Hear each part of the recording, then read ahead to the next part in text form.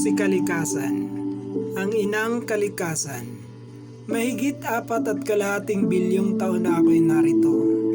22,500 ulit na kahigit kaysa sa inyo. Hindi ko kailangan ng tao, ngunit kailangan ako ng tao.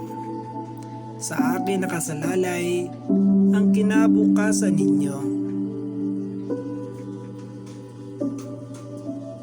Yayabong kayo sa pagyabong ko. Kung masira ako, ay malulugso kayo ng higit pa. Libo-libong taon na ako'y narito. Kinakain ang mga nilikang higit kaysa sa inyo.